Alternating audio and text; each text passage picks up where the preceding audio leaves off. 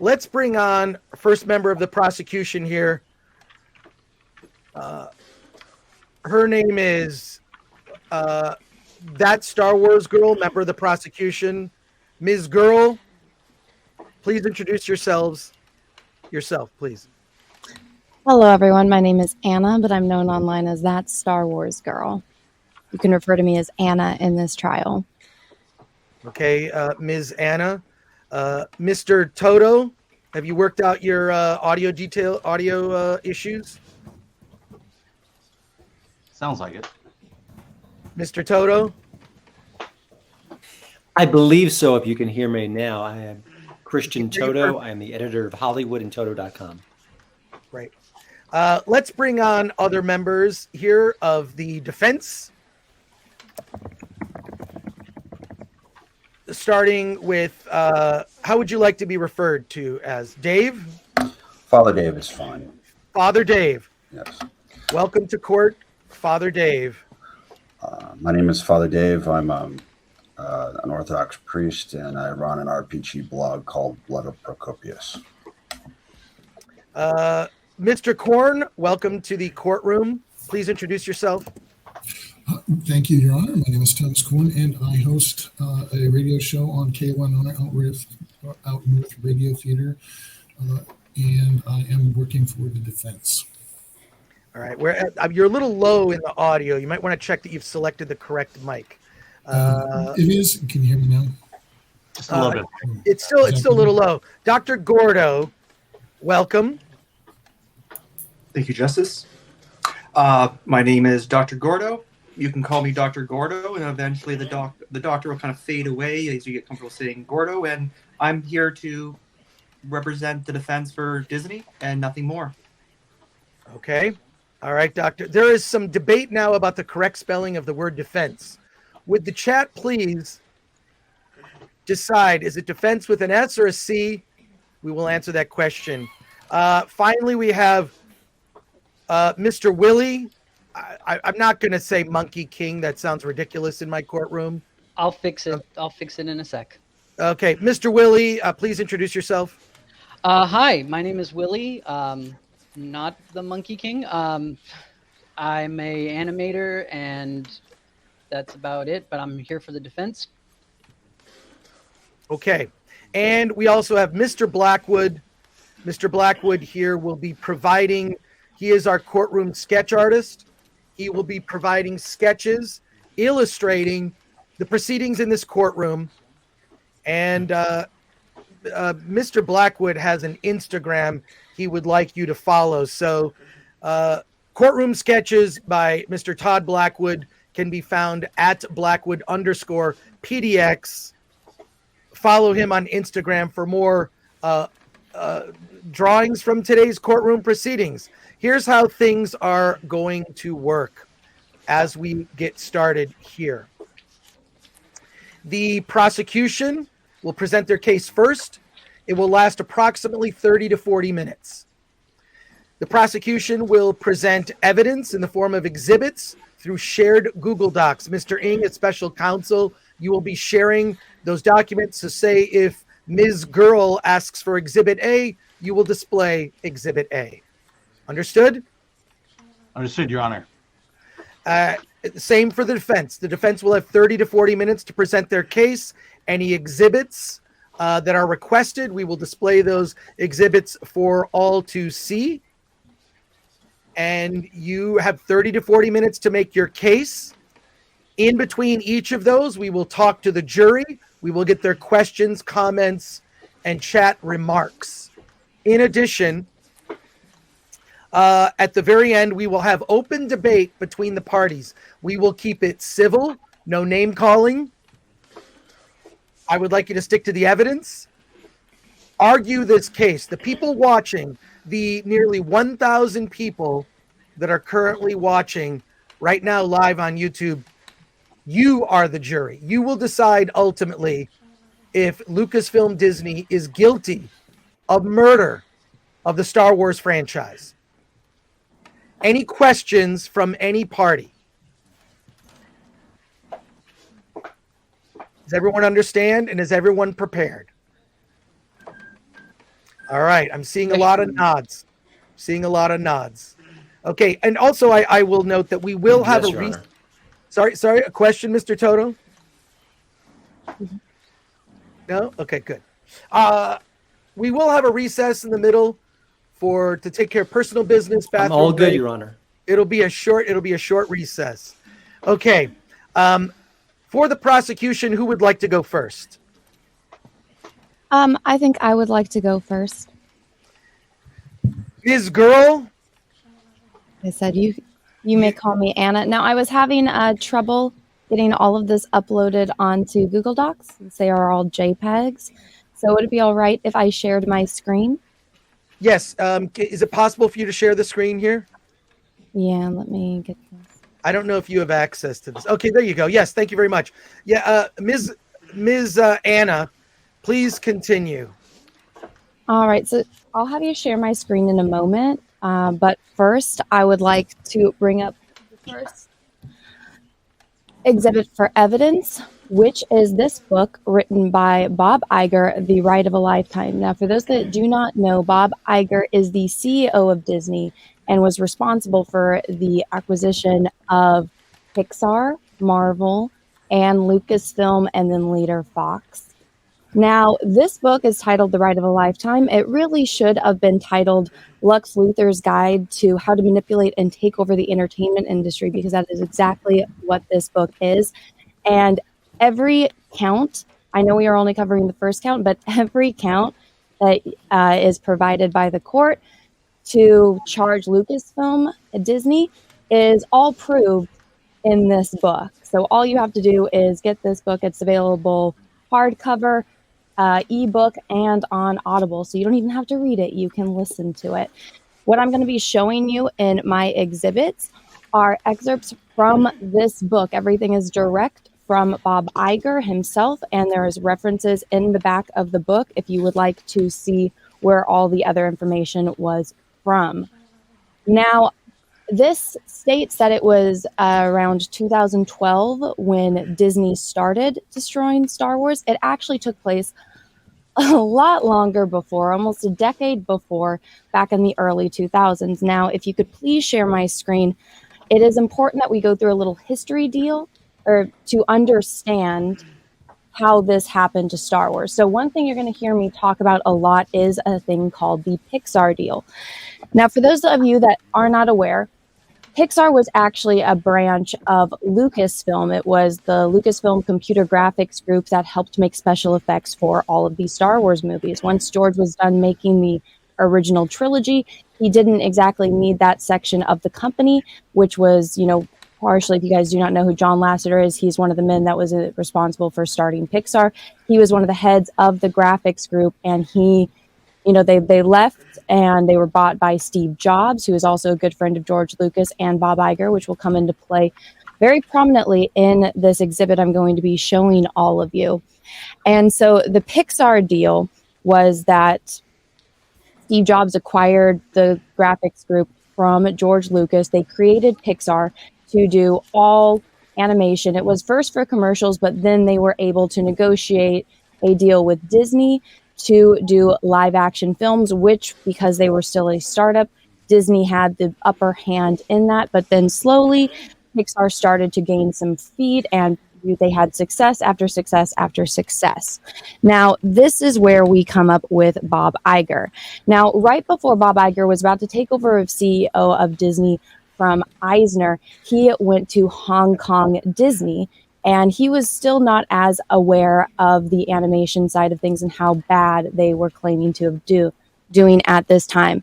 They had lost roughly $400 million in their animation department over the decade when Bob Iger, when he started working at Disney, to his takeover. Because even if I might disagree with them that the films, I personally think that they were good, but I guess they weren't resonating with people like they wanted to. So when he was at the opening of Hong Kong Disney, he was at the parade, and he noticed all of the characters there were either legacy Disney characters or Pixar characters. And like it says right here highlighted, if you guys can see it on the screen, let me know. And if you guys can't, I can zoom into certain slides just to give you guys a little bit more visibility. But it says right here, highlighted, Disney was founded on creativity and innovative storytelling and great animation, and very little of our recent films lived up to our storied past. So this is right before Bob Iger became CEO. And shortly after, he became CEO and he takes over for Eisner. And his first role, or his first move as CEO, was that he wanted to acquire Pixar, because like I said, Pixar had surpassed them in animation, was having success after success, and Disney animation was kind of going down the drain. And Steve knew that he had the upper hand, and Steve had a, not exactly the best relationship with Michael Eisner. If you're interested in that, that's a whole nother topic. I would highly recommend either reading this book or going and doing the research yourself. But like highlighted here, I will read this out to you. Steve knew we would struggle to make anything genuinely great, though, given the state of Disney animation, and he almost dared us to try. Now, like I said, the stories just weren't resonating with people, whereas with Pixar it was. And there's a lot more that I'm not going to be able to show you in this exhibit because of the time limit. But basically, their audience was, they wanted children, because this is the animation department, and Pixar, had a lot of pull with mothers. Mothers knew that they could take their kids to go see a Pixar movie and it would be appropriate and their kids would like it. And Steve knew that. They had the data and all the resources from all of the research that they did for that. So Steve knew it.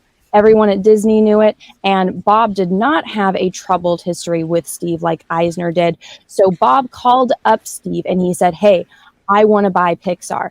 Now, hindsight, all of us are aware of what happened to Steve later on. Steve ended up dying of cancer in 2011. So at this time, Steve already knew that his cancer was back, and he was looking for someone to take over his legacy for him. At this point, Bob did not know that, but all of us are aware because this is history. So that I would like to enter in, that is a very important factor in everything. And yes, I will be getting to Star Wars, but this is a very, very important factor everyone needs to take in, because if this did not happen, George would have never been manipulated into selling Lucasfilm to Bob Iger.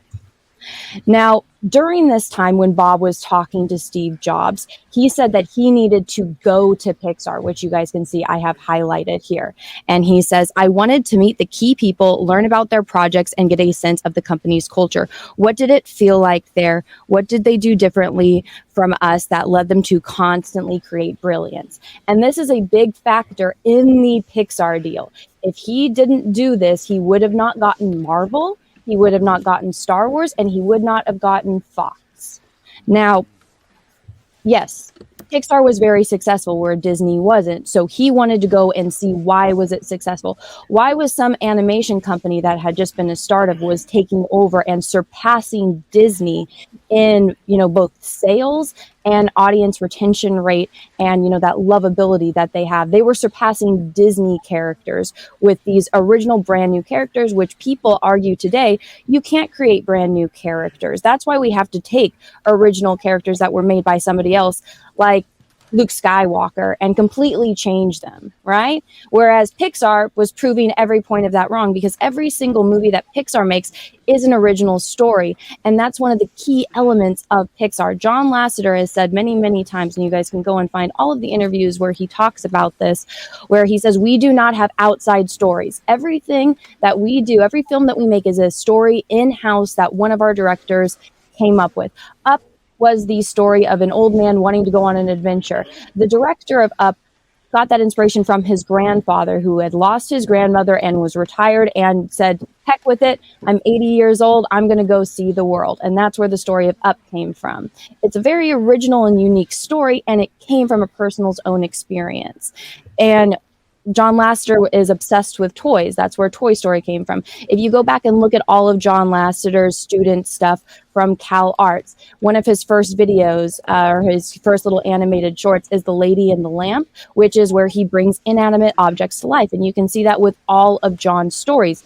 Like I said, Toy Story, like Cars. That's what John does. And like I said, John is the head, or he was the head of Pixar. Excuse me, Ms. Anna, may I interrupt for just a moment? Will we finally get to where the apes walk upright? I know that you're giving a lot of backstory with this, but we're merely today arguing charge number 1. Trust me, this is all very important for. I'll remind you, you have 30 to 40 minutes to present. Mr. Toto is waiting in the wings to also present his part of the case. I just want to remind you, we have limited time here in court today to merely argue charge number 1. So I'm trying to help you in presenting your case. So some people in the chat are impatient. I have all the patience in the world. And I want you to there is a payoff, sir. Okay. Thank you. And this is all extremely. I know I do tend to ramble at times, but this is very important because none of the, like I said, nothing would have happened with Marvel or with Lucasfilm if this didn't happen. So, like, I get back to my point, and I will go through these a bit faster. I apologize if it is taking too long for everyone. Remember, patience is a virtue. And apologies for the interruption. I just I want everybody to have the ample amount of time to be able to present. That's it. So there you go. I see somebody says Anna has failed at being over prepared. Yeah, welcome to my life, guys. I've been living this for over a decade. All right, let me get back to it. So. Where was I at? I got distracted. I'm sorry. Was it my comment about apes walking upright? My apologies. I couldn't resist in the that beginning, but now my brain is jumbled. Yeah, I think we just come to this slide. Yeah, the line that's highlighted in red. Oh, all right. Okay, so Michael Eisner had a very troubled history with Steve Jobs. Enter in Bob Iger, and Bob Iger had seen what Steve was doing with all of the Apple accessories. At this point, we didn't have iPhones yet, but they did have an iPod that played music, and he wanted to jump on the video aspect of it. So he had negotiated this deal with Steve Jobs earlier, so Steve knew that he was kind of a reliable guy because they had, merged and done a deal there. Now, when Bob was talking to people like John Lasseter and Ed, he really wanted to emphasize the aspects of, what was making them valuable as a company and why he wanted to purchase them. Again, they were a unique company that was formed on individual storytelling and all of that. So it says, I will read to you here, and I will only read the small part at the end. I took pains to assure John that the only way it made sense for Disney to buy Pixar was if we protected whatever it was that made their culture so unique. Bringing Pixar into our company would be a mammoth transfusion of leadership and talent, and we'd need to do it right. Pixar needs to be Pixar, I said. If we don't protect the culture you've created, we'll be destroying the thing that makes you most valuable.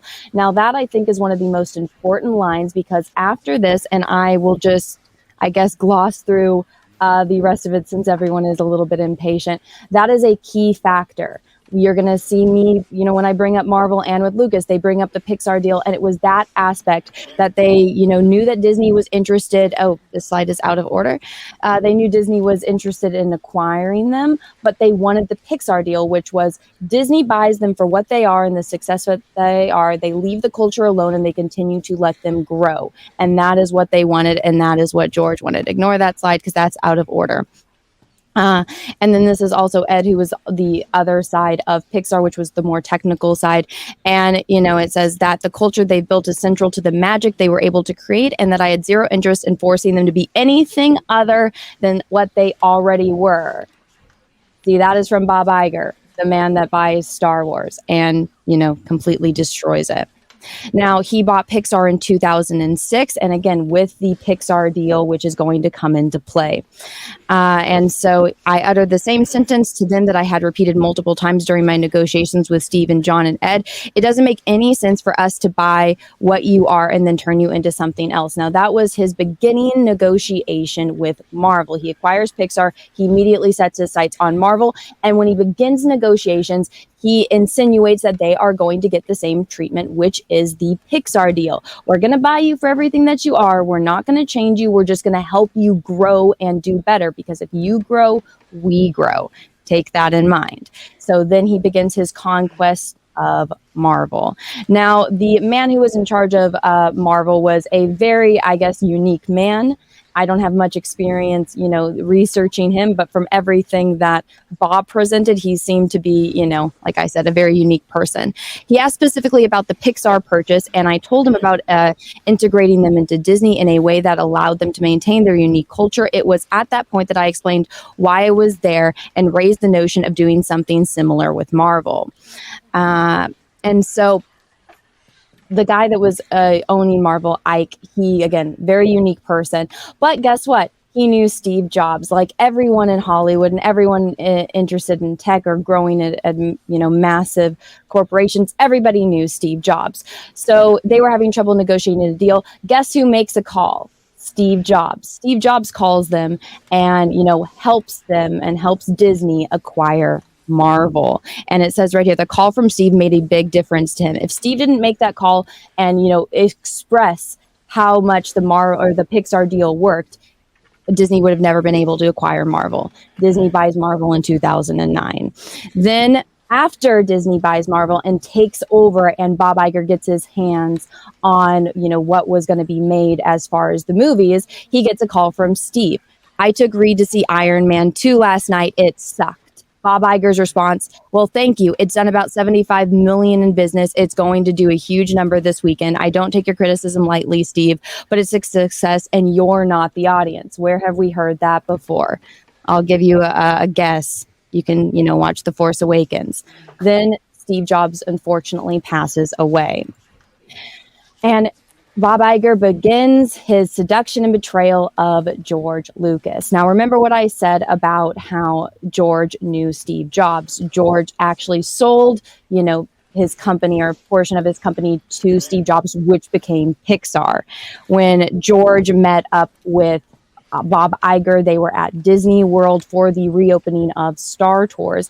And in that meeting, Bob Iger presented it as, I don't want to be holistic, George, and please stop me if you would rather not have this conversation, but I think it's worth putting on the table what happens down the road. You don't have any heirs, not taking in mind that George Lucas had 3 children at this point and another one on the way. So no heirs. This is very different than how he acquired Pixar and Marvel.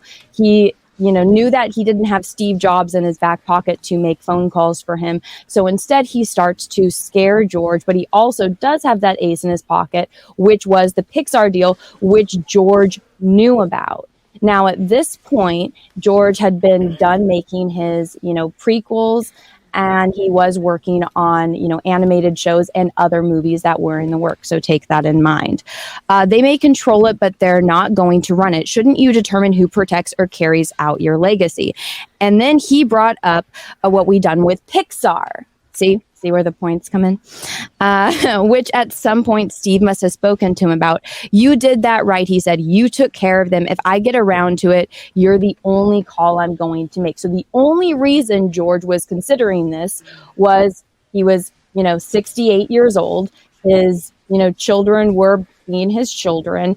And he knew that what Bob was doing when he acquired companies was he would buy them and he would preserve their culture, and he left the people in charge that were already in charge of making creative decisions, and he just was helping, financially and distribution wise, these companies grow and expand. You're going to see how it is the exact opposite with how he handles George Lucas and Star Wars. So then later on, George makes a call to him and he says, I want the Pixar deal. Now, Bob, in this chapter of the book, like I said, if you actually read this book, you will get a lot more information, but you will see the absolute stark difference in how he handles Marvel and Pixar. In that, it was all about creativity and it was money later. In this chapter, it is so maliciously handled the way that he angles it, where he makes it all about the money and not about the creativity. But when he does mention financials, you can see here, it's not highlighted, but it says $7.4 billion, which is what he acquired Pixar for. That is not what George was focused on. George, every single time he gets upset, and I will continue to show you this, every time George gets upset, it's about creative differences, which didn't have any problems with Marvel or with Pixar. And so when George said he wanted the Pixar deal, he wanted exactly that. He wanted the Pixar deal. He wanted what John Lasseter had, which was Disney buys their company and allows their culture to continue the way it is and to just help it grow, not to completely change it and destroy everything that they had. We'd begun to form a long-term creative vision because we had no creative people assigned to the task. We had nothing really, which meant there was a lot of creative risk and hitting the schedule we'd set for ourselves, and which our financial analysis was based on, would be daunting, maybe impossible. Now, this was Bob Iger's words when he talks about acquiring Lucasfilm, and he is very deceitful in his description of what was going on at Lucasfilm. He claims that they had no movies in production, but then also goes to say that, you know, because it was not a publicly traded company, George Lucas owned, Lucasfilm outright. There was no stockholders or anything like that. So they actually had no information. Everything was a guess. And he gets permission from George later to actually go in with a team, unlike where Pixar and with Marvel, where he went there himself. He sent a team in to do all the research, which again, very malicious, very deceitful in the way he presents information. The exact opposite of what happened with Pixar and with Marvel. And so they continue on, and he, completely leaves out the fact that Lucas did have movies in production, that Lucas did have things in production, like the Clone Wars. Heck, Disney, once they did buy it and they released Clone Wars Season 7, and they made a bunch of changes to it. So to even claim that Lucasfilm didn't have things in production is just a flat out lie. And he, publishes that in his book, even after the fact, with all of the information that he had. So take that in mind. In Pixar's case, the entire acquisition was predicated on John and Ed's continued involvement, not just with Pixar, which is what George wanted. But with Disney Animation, John became chief of officer, but he was still reported to me. With Marvel, I met with Kevin Feige and the rest of their team, and I knew that they had in the works, and we'd begun collaborating closely to determine the future of Marvel films. With Lucas, there was only one person with creative control, George. He wanted to retain that control without being an employee. Now, this is a little bit of a stickler, which is where I think the problems, spiraled, which was the ego, because after this statement you can see that Bob Iger's ego was taking a hit, and he was being even more severely malicious to George. Now, it was being made clear that George was not going to have that creative control that John Lasseter and Kevin Feige were allowed when their companies were acquired by Marvel. So he scrambled, and he was able to present them with this. At some point in the process, George told me that he had completed outlines for the 3 new movies. He agreed to send us 3 copies of the outlines. Remember a few slides ago when Bob was saying how they were stressed because they didn't have any creative stories in the works, and they were, stressed about a movie schedule?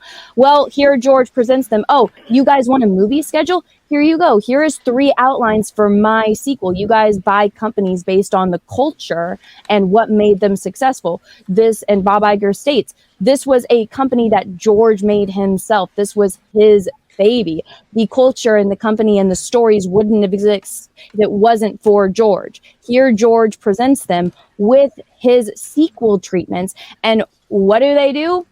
They buy them, but they throw them away and they don't use them.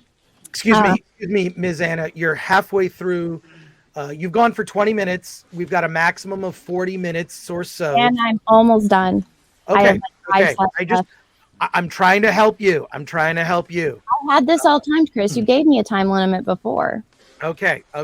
Just a quick heads up. Am I boring you? What's that? No, not at all. It's very. I'm just trying to help you out and keep a clock in your head. I have this all timed out. This isn't my first rodeo. Okay. All right. Where was I?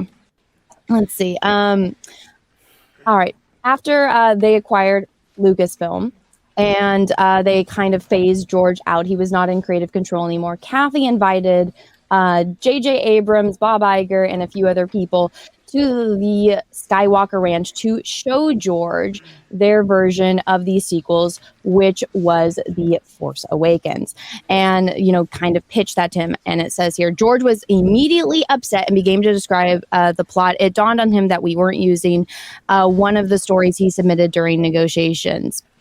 The truth was, Kathy, JJ, Alan, and I had discussed the direction in which the saga should go, and we all agree it wasn't what George had outlined. George knew we weren't contractually bound to anything, but he thought that our buying the story treatments was a tactic promise that we'd follow them, and he was disappointed the story was being disregarded. Well, guys, that right there is it. I mean, Star Wars is George Lucas. George Lucas created Star Wars. He is the godfather. He is the creator. What he says is Star Wars. And for them to completely just buy that and then throw it out and say, no, George, you're wrong. Even though this is what you created, this universe, this world, these characters wouldn't exist without you. Well, guess what? We're throwing that away and it doesn't matter anymore. That, I think, is it. That's it. That just proves that Disney had, no respect for the fans, no respect for the stories, no respect for the creator, and no respect for Star Wars or anything Lucasfilm did. Hello, hi, you took down my slide. I wasn't done, but Oh, okay.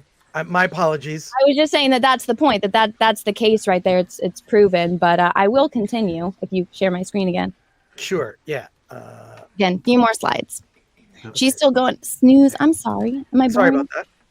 This is a trial. I am providing evidence. Let's see. So here is an example of what Bob Iger said earlier, which I had shown you. We hadn't begun for long-term creative vision because we had no creative people assigned to the task. We had nothing really, which meant there was a lot of creative risk, and hitting the schedule we'd set for ourselves, which our financial analysis was based on, would be daunting and maybe impossible. And then here we have, which is what I showed you in the last slide, where George literally gave them those stories that they claimed to have need, but, they didn't care, even though that's literally what they need. So he contradicts himself in the chapter. George, he didn't hide his disappointment. There's nothing new, he said. In each one of the films of the original trilogy, it was important to him to present new worlds, new stories, new characters, and new technologies. In this one, he said there weren't enough visuals or technical leaps forward. He wasn't wrong. George was criticizing us for the very thing we were trying to do, which was, he was criticizing them because they weren't making Star Wars. They were making something else. And if they wanted to make something else, they could have just done it. They didn't have to buy Star Wars and destroy it. Each deal depended on building trust with a single controlling entity. There were complicated issues to negotiate in all of the deals, and our respective teams spent long days and weeks reaching agreements on them. But the personal component of each of these deals was going to make or break them, and authenticity was crucial. Steve had to believe my promise that we would respect the essence of Pixar, which they did for a time. Ike needed to know that Marvel's team would be valued and given a chance to thrive in their new company, and George had to trust his legacy. His baby would be in good hands with Disney, which it clearly was not. Bob lied. Bob manipulated George Lucas. He used his good relationship and his friendship with Steve Jobs to manipulate George Lucas. He pressured him with the, you don't have any heirs, putting, even though, his kids could still take over his company and could, have still control over Star Wars. His daughter, Katie Lucas, wrote some of the best Clone Wars episodes that are there, which, again, he didn't have any creative people, right? Now, this goes into point with some of the examples that, Bob claimed. They didn't have anything in production. Well, they had the Clone Wars. Here's a lit, and he said that there's no directors aside from George. Well, here's 17 directors and writers that were working and employees of Lucasfilm that weren't George Lucas. So he claims we weren't you didn't have any talent aside from yourself. Well, here they are. So this movie is a movie you guys probably haven't heard of. It's called Strange Magic. This was a movie that George Lucas created for his daughters. And it's about two sisters, and, one has to go and save the other one, and they're on an adventure. What does that remind you guys of? Oh, yeah, this is other Disney movie called Frozen. What Frozen is, in the past 10 years, Frozen is Disney's most successful movie. When Frozen was released, it made over $1 billion worldwide, and Frozen 2 surpassed that. And it's a story about two sisters with magic. Well, guess what? They started working on Frozen conveniently around the same time that they started investing and looking into Lucasfilm. This movie, Strange Magic, got completely swept under the rug. I bet you a majority of you didn't know that this movie existed. This would have actually kind of fit into Disney because they have animation. It was a movie with two sisters that were fairies, and there's all these fantastical creatures in this movie that would have fit perfectly with Disney animation. But the story was very intriguing to them. So they took the story from Strange Magic, They completely just sided it. They swept it under the rug. Again, I bet none of you knew that this movie existed. And the majority of you in the audience probably didn't. And they took the original plot, made a bit of tweaks, and then came out with a story, 90% similar to it, and then they changed the aspects of strange magic and hid it from the world. So it's a very, very, very suspicious that, their most successful movie in the past decade suspiciously came after, and the production started after they acquired Lucasfilm. And Lucas in all of his glory and his fantastic storytelling. So, ladies and gentlemen, I think everything in this book proves the entire point of the case for every single count that there is. And that was my point. I think I hit the time limit. I'm sorry if I bored you guys. History is George Lucas's favorite subject. It is also mine. And I think it is very important to learn history and understand history. That way you're not, going to make mistakes and make the same mistakes. And I think it's, very aware to have your eyes open so you're not taking advantage of a predator who is going to manipulate you, buy out your company, and then destroy everything you ever built and worked on. Thank you. Thank you, Ms. Anna. We still have Mr. Toto, who will be presenting his side of the argument. I'll go next. Sorry, what? I'll go next. It's going to be super brief. Okay. Mr. Ng, please present your case. I'll put you full screen. All right. Thank you. I'm going to piggyback off of what Anna had presented. This right here is the press release of Disney to acquire Lucasfilm Limited. And Anna was talking about how Disney had basically duped and deceived George Lucas. And I'm just going to present a few points to piggyback on it to show how then Disney duped and deceived the fans. This is their announcement that they're acquiring Lucasfilm. And my whole point here is that they're setting up an expectation that didn't come about. Lucasfilm reflects, this is Bob Iger about Lucasfilm. Lucasfilm reflects the extraordinary passion, vision, and storytelling of its founder, George Lucas.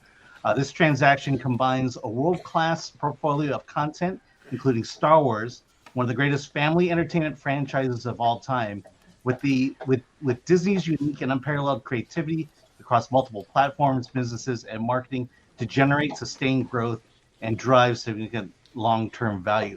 So what he is doing here is he is uplifting George Lucas as the one who created Star Wars, created the universe, created the lore, and that there's an implication here that they are going to continue that tradition, and what the value add that Disney is providing is to bring Star Wars to a broader audience in many platforms, including the business platform. Which brings us to Kathleen Kennedy. Kathleen Kennedy, current co-chair of Lucasfilm, will become president of Lucasfilm, reporting to Walt Disney Studios chairman Alan Horn.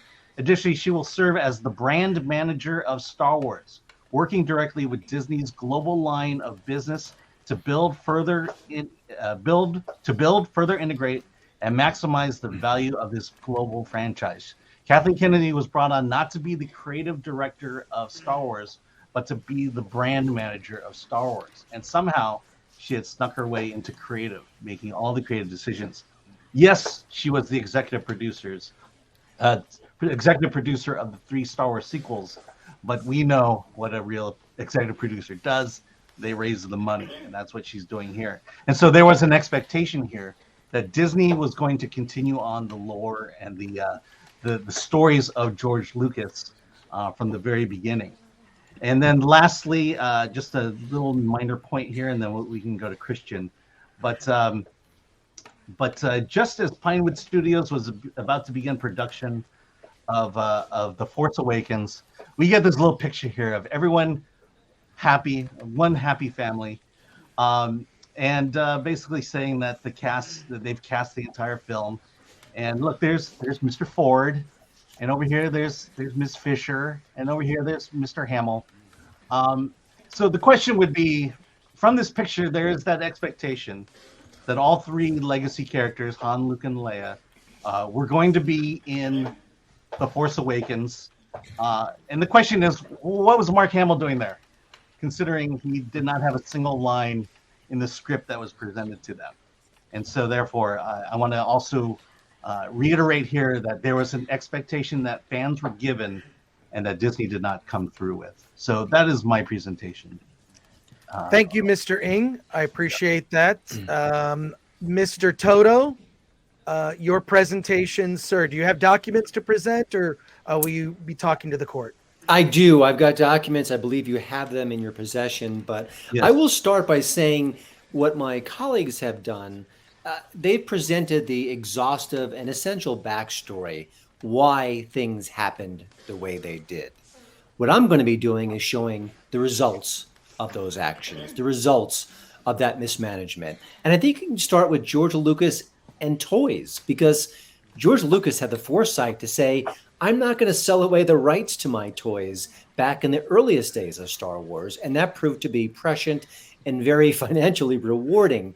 And what we've seen in recent years is the lust for those toys, which was so present in the 1970s and 1980s, dissipated quite dramatically, which I've shown through multiple exhibits, Exhibit A and Exhibit B.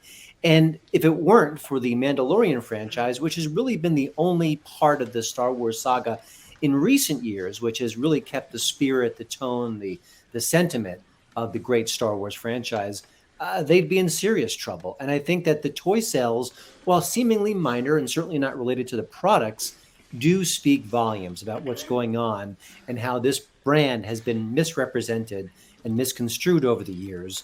And that is organically shown with the lack of toy sales. But that's just part of the story. You know, I think when you think about what the films have done, what the stories have done, there's been this massive disconnect. And I will hearken back to the great Film Threat founder, Chris Gore, who has famously said, remember all the arguments about the Lord of the Rings films? And we'd say, no. And he'd say, well, yeah, because they did them so well. They were so in line with the spirit of Tolkien's books that they were part of a magical tapestry, and that we've seen nothing of the sort when it comes to the Star Wars franchise in recent years. And that's what my colleagues have shown is the end result of all that mismanagement. The fan revolts have been profound. They've been insulting at times. They've been corrosive. And I think what you've seen that through the years, this fan revolt has really hit at loggerheads with the people behind the scenes at Disney, the creators. And instead of saying, my gosh, we see you, we respect you, we hear you, we honor you, it's been full steam ahead. And a lot of the issues that they've claimed to address and fix and resolve have not been resolved. And I think that's been a terrible part of what we've seen throughout this entire Disney-ification of the Star Wars franchise. I think The Last Jedi was the last straw for many fans. That film changed the saga. It took characters who were beloved and shook them so dramatically we barely recognized them. We've already discussed how The Force Awakens basically said, yes, we've got these three core characters who have been beloved for decades. We're not going to bring them together. I think what The Last Jedi did was made that even more profound. Of course, you've had Han Solo, who was killed off. Now you've got Luke Skywalker, who doesn't even resemble his old self. And I think that is a really representative of how this story got pushed aside, how there were different objectives here, how the core saga that George Lucas had nurtured for decades and was so beloved was cast aside. The fact that they were able to disconnect with George and not have him embraced in the creative process, I think is shown throughout the films. And while he was not a perfect creator, as seen by his prequel series, which got also a lot of critical brickbats, I think you've seen a drifting away step by step, story by story of why Star Wars mattered in the first place. What was interesting is that the media actually tried to rush to Disney's side and say, no, the fans are wrong. Disney is right. How dare you? But of course, the fans are always right. It is their franchise. They made this entire saga possible. They bought the toys. They bought the tickets. They made this saga worth billions to the Disney empire. And so I think when you disconnect from the fans and you disregard what they have to say, I think it speaks volumes to the overall mission, which has been disastrous at times. And I think a lot of that falls on the feet of Kathleen Kennedy, who throughout this Disney endeavor has not been chastised, at least publicly, is still fully in charge of the saga, seems to gain more power as the years go on. And I think that is just another kind of cudgel being weaponized against the fans. They want her gone. They don't see her as a powerful force. They see her as the anti-George Lucas. And for all his flaws, I think if he were to step in tomorrow, there would be some hope for this franchise. Excuse me, yes. Mr. Toto. Two quick things. Sure. You only have a few minutes left. If you have any documents or exhibits you'd like to show, please put the Google document in the private chat. Cut and paste. Put it there. And Mr. Ing, your co-counselor, he will show whatever you think. The other thing is, please, there's no pandering that you should be doing to the judge. Well, when the facts are relevant, I considered that before this presentation, and I thought, well, it's too relevant not to use. So, well, I appreciate it. I appreciate it personally, but I must remain impartial. The jury here, some people in the jury brought it up that you were pandering to me. I just wanted to point it out. Sure. Again, I am not deciding this case. This case is being decided by the viewers who are the jury. But I don't want to take up more time. Sure. That is an excellent and brilliant comment, Your Honor. But as a seasoned prosecutor, I weighed the pros and cons of that, but I thought that the merits of those observations were so keen that I couldn't ignore them. But I think I can wrap this up with a little bit of factoids thrown your way. And I think the bottom line is often the bottom line. And if you look at the facts, it's the box office results from the Star Wars saga, the 3 sequels. The Force Awakens drew $494 million in its first weekend worldwide. The Last Jedi shrunk dramatically. That one drew $437 million in that same 3-day period a few years later. Rise of Skywalker, $373 million. Now, again, you could also correspond the U.S. box office receipts, and you will see a dramatic shrinkage in a saga that was building to the epic conclusion. If they had represented Star Wars as it was told, as it was created, as George Lucas had envisioned it, those numbers would be going up and up and up, like we've seen with multiple franchises across the Hollywood galaxy. Instead, they shrank some more, and it's been years since the last Star Wars movie, and we still don't know for sure when we'll see the next Star Wars movie. And I think at the end of the day, that says it all. Thank you, Your Honor. Okay, the prosecution will rest.